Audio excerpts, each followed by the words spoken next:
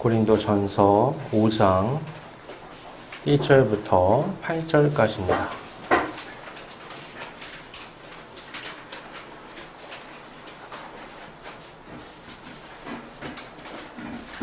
봉독하겠습니다. 너희 중에 심지어 음행이 있다 함을 들으니 그런 음행은 이방인 중에서도 없는 것이라. 누가 그 아버지의 아내를 취하였다 하는도다. 그리하고도 너희가 오히려 교만하여져서 어찌하여 통한이 여기지 아니하고 그 일 행한 자를 너희 중에서 쫓아내지 아니하였느냐. 내가 실로 몸으로는 떠나 있으나 영으로는 함께 있어서 거기 있는 것 같이 이런 일 행한 자를 이미 판단하였노라. 주 예수의 이름으로 너희가 내 영과 함께 모여서 우리 주 예수의 능력으로 이런 자를 사탄에게 내어주었으니 이는 육신은 멸하고 영은 주 예수의 날에 구원을 받게 하려 함이라. 너희가 자랑하는 것이 옳지 아니하도다. 적은 누룩이 온 덩어리에 퍼지는 것을 알지 못하느냐. 너희는 누룩 없는 자인데 새 덩어리가 되기 위하여 묵은 누룩을 내버리라. 우리의 유월절 양 곧 그리스도께서 희생되셨느니라. 이러므로 우리가 명절을 지키되 묵은 누룩으로도 말고 악하고 악의에 찬 누룩으로도 말고 누룩이 없이 오직 순전함과 진실함의 떡으로 하자. 아멘. 인터넷을 검색하다가 재밌는 사진을 봤습니다. 대조적인 사진을 2장씩 보여주는 건데요. 어떤 거냐면 여행하는 사진인데 가벼운 조그만 가방을 들고 한껏 멋을 부린 여자분이 굉장히 상쾌한 얼굴로 걸어가는 사진을 하나 찍었고, 그 바로 옆에는요 동일 인물인데 이따만한 캐리어를 끙끙거리면서 머리는 막 땀에 엉망이 돼 있고 어디로 갈지 몰라서 막 헤매는 사진이 찍혀 있는 겁니다. 두 사진은 설정 사진이죠. 앞에 사진은 그럴듯하게 보여주려고 찍은 사진이고 뒤에 사진은 현실 사진인 겁니다. 또 하나는 엄마가 애 셋을 키우는데 아주 즐거운 식사 시간 하는 사진을 딱 찍은 거예요. 그 바로 옆에는 현실 사진이죠. 애들이 막 먹을 걸 흘리고 묻히고 뒤집어지고 엄마는 경악을 금치 못합니다. SNS가 발달하다 보니까 사람과 사람이 연결된 것처럼 보입니다. 수많은 사람이 잘 연결된 것처럼 겉으로는 보여요. 온 세계가 그렇죠. 근데 어떤 의미에서 이건 진정한 연결이라고 보기가 매우 힘듭니다. 이제는요, 우스갯소리로요, 같은 공간에 있어도요, 문자로 주고받는 게 더 편하대요. 부부도 그렇고, 애들도 그렇고, 뭐 그렇다고 합니다. 얼굴을 마주보고, 이 상대의 말에 귀 기울이고, 또 상대를 마주보면서 같이 공감하며 대화를 하는 게 만남이라고 할 수 있는데, 그런 게 점점 힘든 시대가 되어가고 있죠. 이 SNS라는 게 기술의 발전이 사람과 사람의 관계를 넓혀주는 게 아니라 오히려 이 한정된 또 온라인이라는 곳에서 거기 형태에 맞는 만남으로 바꿔버리는 것 같습니다. 마음과 마음을 연결해 줄 수 없는 기술의 발전, 그것은 사실상 제대로 된 발전이라고 말하기가 어렵습니다. 그리고 사람이 사람을 만나서요, 시간을 같이 보내면요, 여러 가지 정보를 알게 됩니다. 이건 여러분 뭐 공부해서 아는 게 아니에요.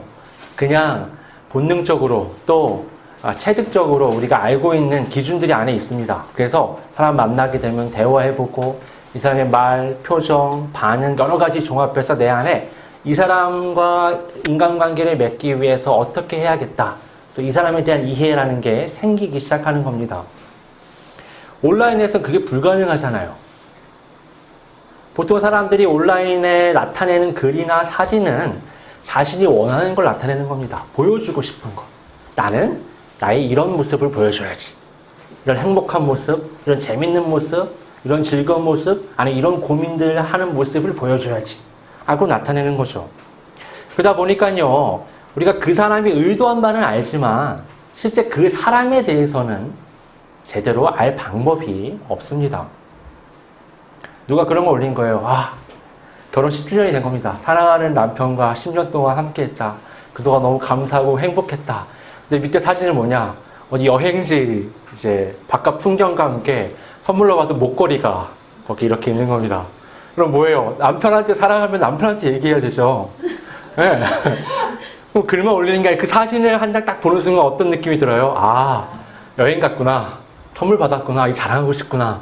이런 걸 알게 되는 거죠. 이게 진실하게 그 사람에 대해서 알기가 매우 힘든 이 방식인 겁니다. 이렇게 자신을 과장되게 꾸며서 나타내는 시대는요, 안 좋은 형상들이 나타납니다. 우리가 당연히 추구해야 될 것들을 잃어버리게 되면 그 자리에는 요상한 것들이 자리하게 되는 거죠. 여러분, 지금 온라인상에 유행하는 것들을 보면요, 옛날에는 상상도 할 수 없던 것들이 막 유행을 합니다. 예를 들면 막 엽기적인 음식을 먹거나 도전을 하는 영상들, 아니면 엄청난 양의 음식을 먹는 영상들, 또는 공중파에서 절대 나올 수 없는 사람들이 나와서 이런저런 말도 안 되는 소리들을 얘기하고 자극적인 얘기들, 문란한 얘기들을 하면서 그런 것들이 막 퍼져나가는 거죠. 이런 게 또 인기가 굉장히 많은 게 이 시대입니다. 이런 게 인기가 많아지면요, 어떤 현상이 일어나냐면 과거에는 이 사회에서 용납할 수 없었던 것들이 자연스럽게 용납이 되기 시작해요. 옛날에 비상식이라고 여겼던 것들이 상식으로 뒤바뀌어 버립니다. 이런 예외적인 것들을 자꾸 접하면서 그게 일상적인 게 돼버리면, 보편화가 돼버리면 이게 교회 안에까지 침투합니다.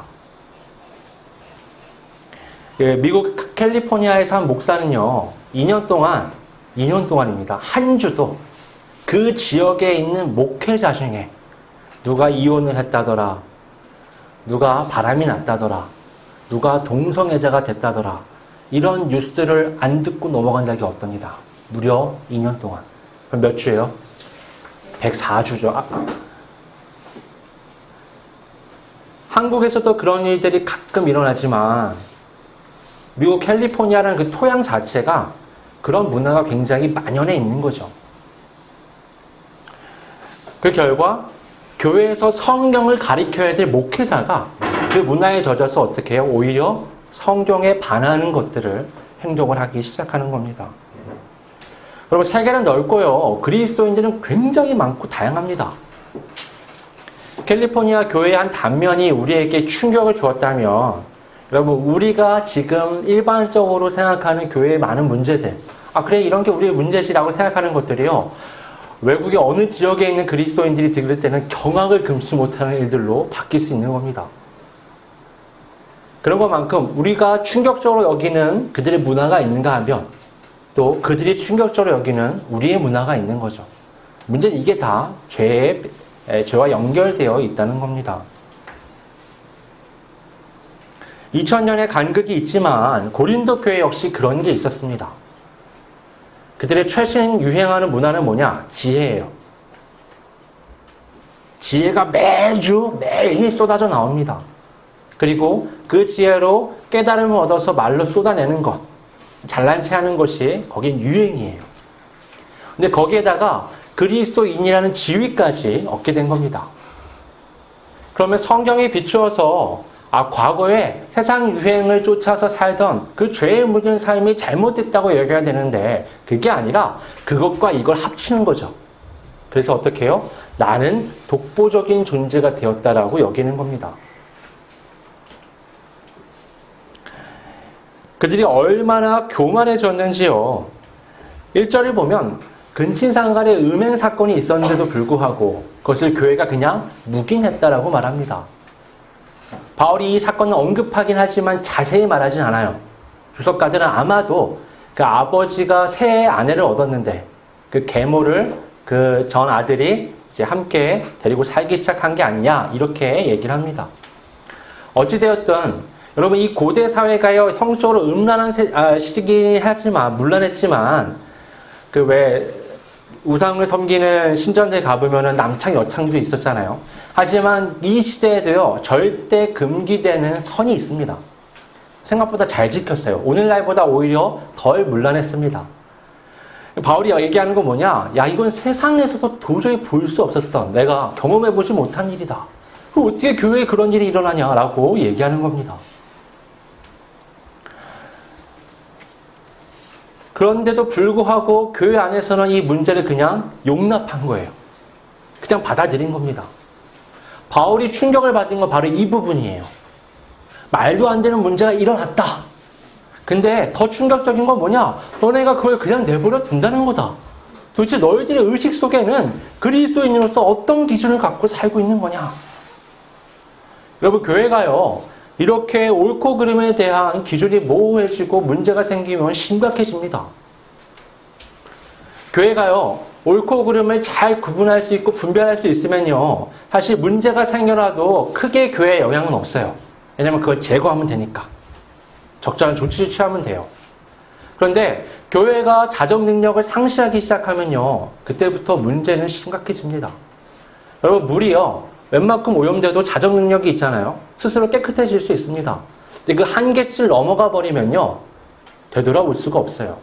교회도 마찬가지입니다. 교회가 자정 능력을 상실하면요, 그 안에 있는 사람들은요, 뭐가 문제인지를 모르고 지내요.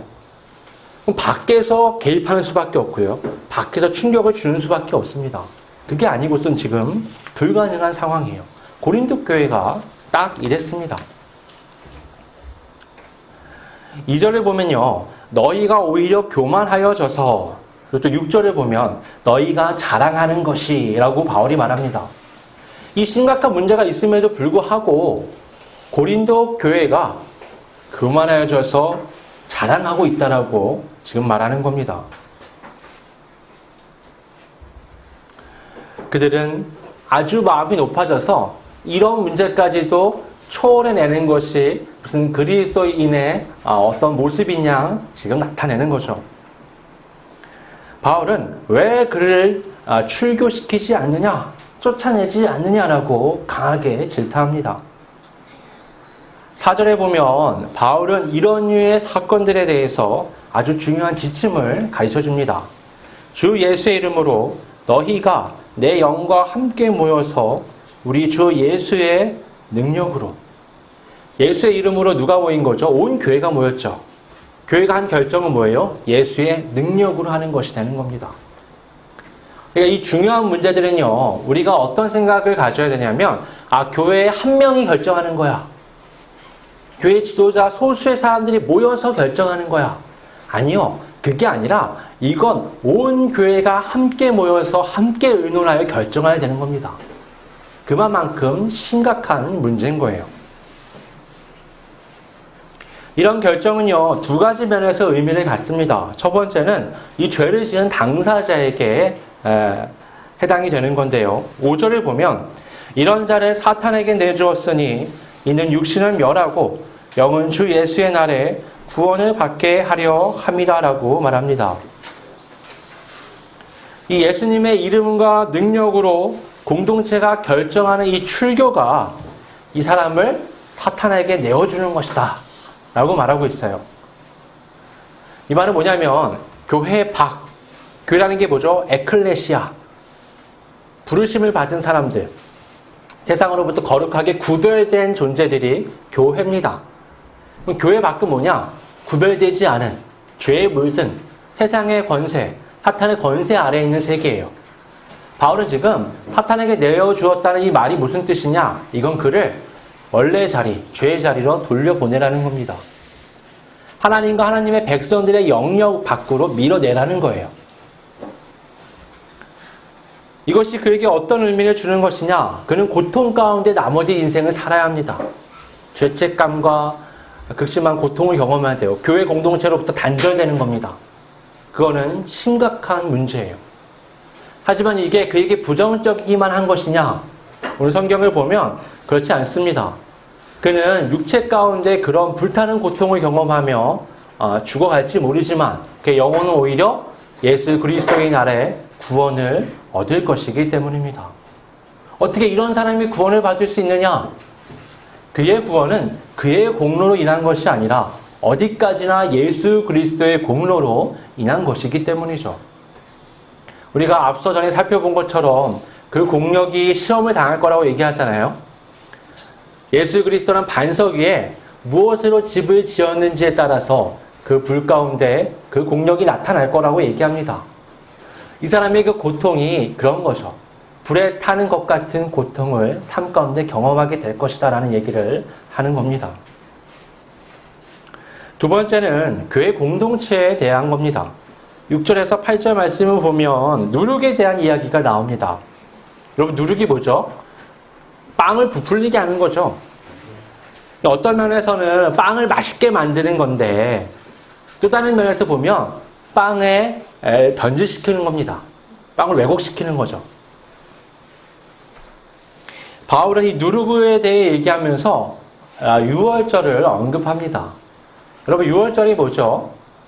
이스라엘 사람들이 출애굽할 때 직전날 그 땅에 있는 모든 첫째 난 것을 하나님의 사자가 죽입니다. 그때 이 양의 고기를 먹고 그 피를 문설주에 바른 집들만 이 죽음을 면하게 되는 거죠. 이것을 기념하여 유월절로 매년 유대인들이 지켰습니다. 이걸 가지고 지금 바울이 언급하면서 고린도 교회에게 말하고 있는 겁니다. 이게 중요한 의미를 갖는 건 이 유월절 날부터 무교절로 일주일간 지켰다는 거예요. 무교절은 뭐냐? 무교병을 먹는 기간입니다. 이 유월절이 그러니까 하나님의 사자가 넘어가고 그 다음날 출애굽하는 과정이 너무 긴박하다 보니까 도저히 빵에다가 누룩을 넣어서 나올 수가 없었어요.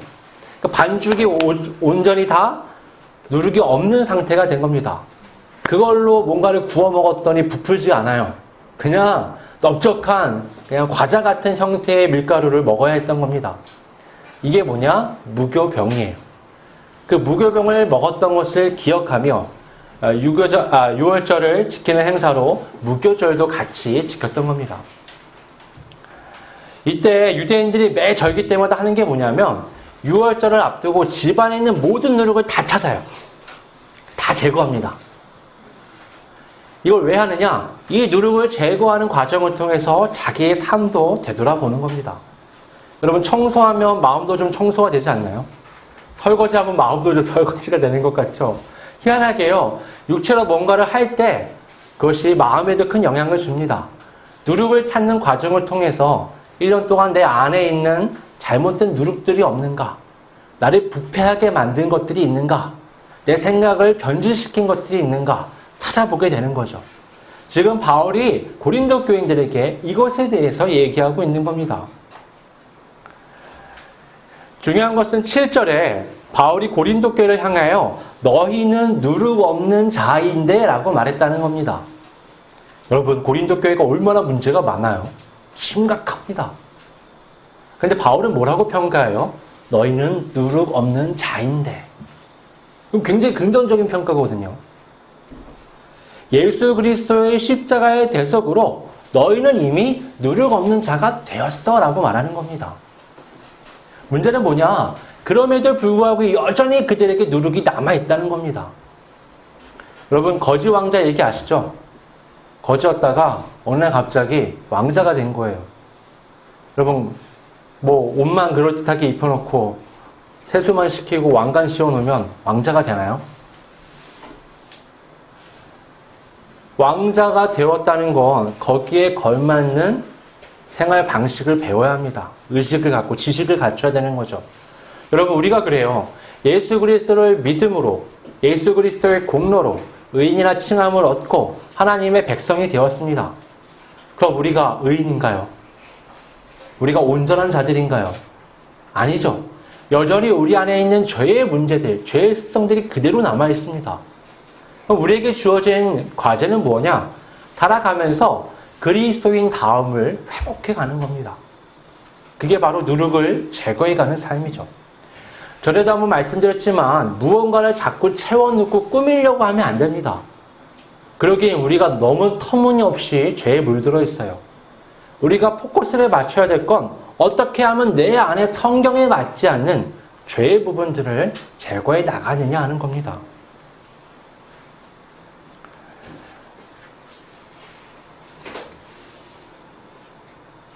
바울은 이렇게 말합니다. 이러므로 우리가 명절을 지키되 묵은 누룩으로도 말고 악하고 악의에 찬 누룩으로도 말고 누룩이 없이 오직 순전함과 진실함의 떡으로 하자. 여러분, 유대인에게 유월절은 1년에 한 번 있는 절기예요. 근데 이게 그리스도인인 우리에게 어떻게 다가오느냐? 이건 일평생의 순간에, 매 시간에 경험하는 겁니다. 죽음의 사자가 우리를 넘어가는 그 사건은요, 그냥 일회적으로 지나가버린 옛사건이 아니고, 그걸 1년에 한 번씩 떠올려야 될 사건이 아니라, 지금 현재 우리에게 일어나고 있는 사건이에요. 그렇기 때문에 바울은요, 누룩, 그 세상의 문화, 상식, 유행하는 많은 것들을 제거하고, 악하고 악의에 찬 생각들을 제거하고, 오직 순전함과 진실함으로 그리스도인다운 삶을 채우라라고 말하는 겁니다. 그럼 누룩에 대조되는 우리가 추구해야 할 이 순전함과 진실함은 무엇이냐? 순전함으로 번역된 에일리 크리네이아라는 건 개방성, 솔직함을 의미합니다. 여러분, 하나님은요, 우리에게 아주 무흠하게 살라고 말씀하지 않으세요. 불가능하기 때문이죠. 그렇죠? 아닌가요? 무음하게 사실만 한가요? 도저히 안 되는데? 그건 안 돼요. 제가 어릴 때 그 수련회 가면요, 수련회 강사분들이 좋긴 한데, 뭔가 다짐을 하게 하는 건 좋은데, 불가능한 걸 강요해요, 중고등학생들한테. 두 번 다시는 죄에 물들지 않는 삶을 살아야 되는 것처럼 강요하면은, 수련회 갔다 오면 마음의 짐을 이만큼 갖고 옵니다. 즐거웠지만. 그리고 그게 잘 되지 않잖아요. 제가 우스갯소리로 말씀드렸잖아요. 만화책 다 내려다 버렸고 다음날 가가지고 찾는다니까요. 그런데 이런 짐을 내게 스스로 지우고 계속 살아가면요, 스트레스가 커지고요, 신앙인으로 성장하는 게 아니라 퇴보하게 됩니다. 지쳐요. 하나님은요, 우리가 그런 삶을 살 수 있다고 생각하지 않으십니다. 이런 삶을 쫓아갔던 그 대표적인 사람들이 바리새인들이잖아요. 하나에서 열까지 세세한 거 하나까지 다 따져가지고 옳으네 그르네. 예수님이 그들을 향해서 뭐라고 얘기해요? 니들도 지지 못하는 거, 니들도 지키지 못하는 거, 사람들에게 오히려 그것을 자기들도 지키지 못하면서 강요한다, 정죄한다, 그들을 비난하시잖아요. 그럴 필요가 전혀 없는 겁니다. 우리는 그게 불가능해요. 되지가 않아요. 그럼 우리가 가져야 할 자세는 뭐냐? 순전함이란 대체 무슨 뜻이냐? 이건요, 개방성, 햇빛 아래에 모든 걸 드러내는 것을 의미하는 겁니다. 하나님 앞에서, 말씀 앞에서, 또 이 교회 공동체 안에서 나를 그냥 있는 그대로 나타내는 거예요. 드러내는 것. 요즘 시대가 어때요? 철저하게 자기를 꾸미잖아요. 가리잖아요. 그러면 여러분, 절대로 관계라는 건 생겨나지 않습니다. 껍데기 뿌린 관계는 있을 수 있겠죠. 잘 생겨나지 않아요. 근데 이게 교회 안에서까지 그런다니까요. 그러니까 교회 안에 관계가 없어지죠. 여러분, 이 고린도 교회 예를 들어서 보지만, 여러분 왜 그런 정죄를 못하는 줄 아세요? 어떤 사람이 심각한 문제가 나타났어요. 근데 이 사람을 교회가 치리하지 않아요. 왜 안 하느냐? 관계가 없기 때문이에요. 제대로 여기 안에서 인간관계가 맺어지지 않기 때문에 이 문제가 나의 문제로, 이 문제가 우리의 문제로 여겨지지 않는 겁니다. 굉장히 심각한 문제예요, 사실. 순전함이란 뭐냐? 햇빛에 나를 완전하게 노출시키는 것처럼 하나님 말씀 앞에 나를 드러내놓고 온 교회 공동체 안에서 솔직해지는 겁니다.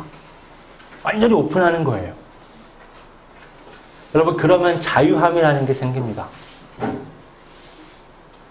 진짜예요. 왜? 정말 그렇습니다. 이거 오픈을 완전히 하면요, 그리고 내가 잘못한 건 잘못했다, 옳은 건 옳다, 아닌 건 아니다, 맞는 건 맞다, 모든 걸 오픈하고 나면요, 자유함이 생깁니다. 매일 게 없잖아요, 사람이. 이런 상태가 됐을 때 진실된 논의라는 게 가능합니다. 교회 안에서 회의들을 여러 가지 해보면요, 답답한 게 뭔가 가려져 있는 상태에서 얘기하기 때문에 누군가에게 이익이 가거나 누군가의 체면이 세워지거나 무언가 이 안에서 진실된 논의가 불가능하게 하는 많은 장애물들이 있기 때문에 회의가 망치게 되는 겁니다. 그냥 솔직하게 모든 걸 다 오픈해서 이야기를 나눌 때 진실된 논의가 가능해요. 결론적으로요, 교회를 세상과 구부짓는 이 누룩이 없는 무교병과 같은 삶을 살게 하는 건 뭐냐? 한마디로 얘기해서 이거는 투명함이라고 말할 수 있습니다.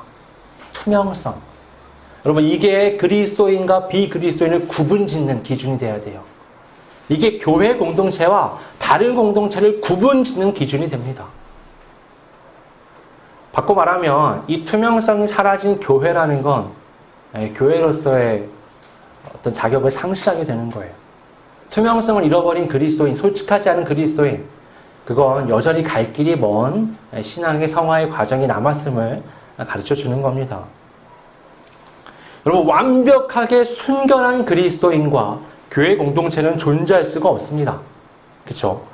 그러나 말씀 앞에서 각자 자신을 내려놓고 솔직하고 진실하게 관계를 해 나갈 수는 있습니다. 이게 되지 않으면 결국 누룩 때문에 교회는 또 그리스도인의 삶은 부패할 수밖에 없습니다. 우리는 개인으로든 공동체로든 문제를 겪어요. 여러분, 다윗이 하나님의 마음에 합한 사람이다라고 성경에 계속 기록되어 있잖아요. 왜 다윗이 마음에 합한 사람일까요? 그는 죄를 안 짓기 때문일까요? 아니요. 그는 심각한 죄인입니다. 그러니까 얼마나 많은 사람을 죽였습니까? 그 살인 중에 이런 게 있습니다. 밧세바를 탐해서 그 아내를 빼앗아요. 한밤중에 남의 아내를 강간합니다. 그리고 그 아내를 강간한 것 때문에 애가 생기니까 그 죄를 덮기 위해서 그 남편이 우리아를 부르죠. 동침시키려고. 근데 이 사람은 얼마나 충직하냐면 다른 동료들이 나가 싸우고 있기 때문에 내가 그런 즐거움을 취할 수 없다. 그래서요, 왕궁 앞 계단에서 잡니다. 그리고 다시 전쟁터로 가요. 다윗은 미치고 팔짝 뛰겠는 거예요. 그래서 어떻게 하느냐? 자기 부하들을 시켜서 전쟁 중에 치열한 전쟁에 이 우리아를 비롯해서 여러 장수들을 보내가지고 앞에서 싸우게 하고 그들은 뒤로 물러나라고 말한 겁니다.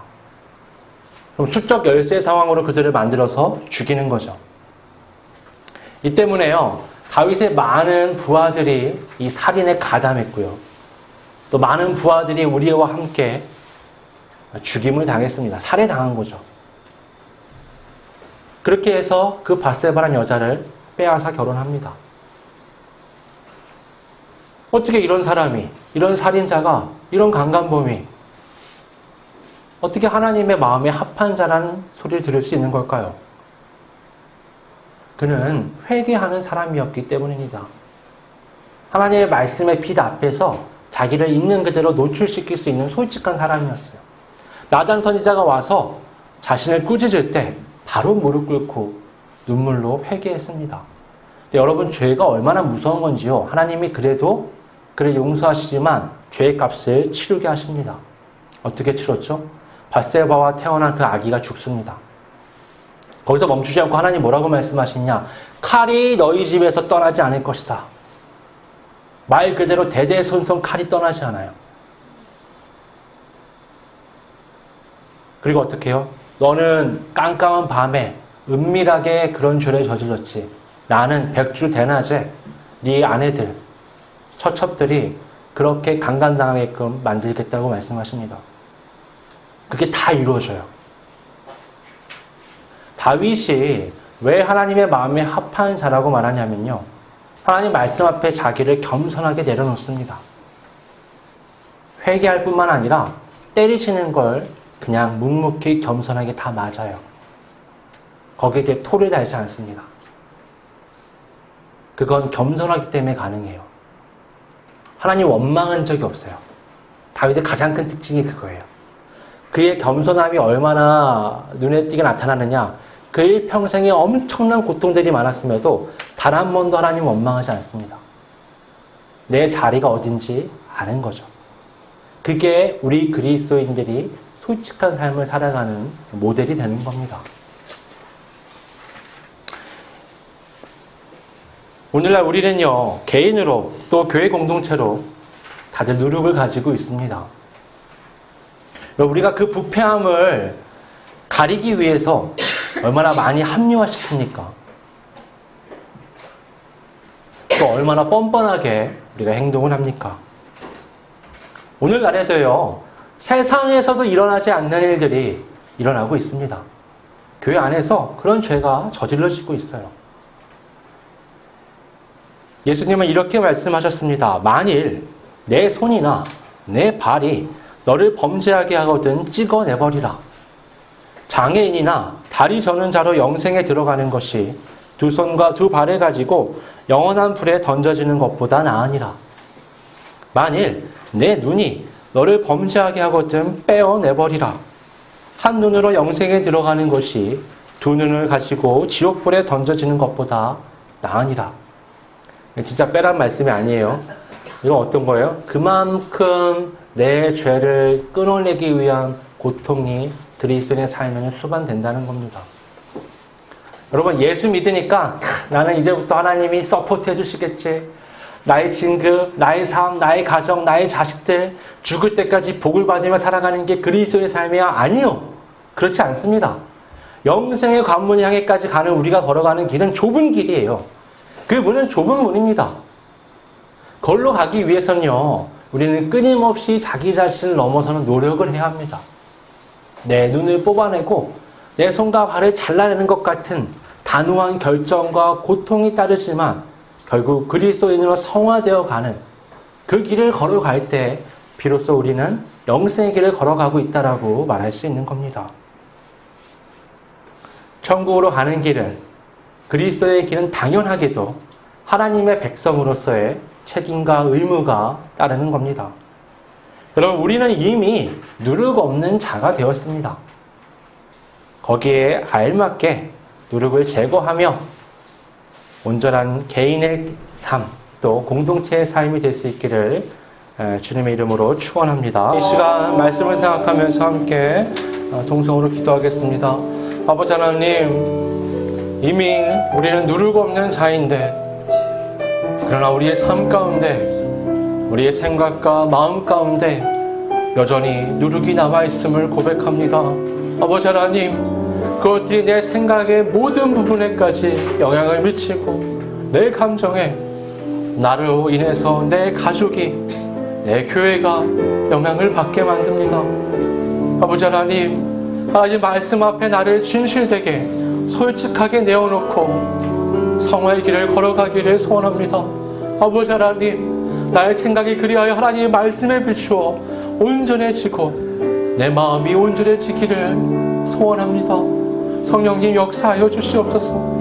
우리의 마음과 생각을 이끌어 주시고 변화시켜 주시고 온전케 세워주셔서 우리가 순전함과 진실함으로 누룩 없는 자의 삶을 온전히 살아갈 수 있도록 이끌어 주시옵소서.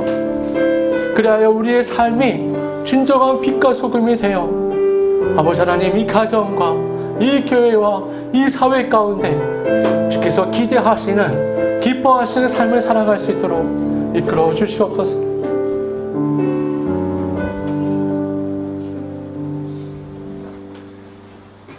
아버지 하나님,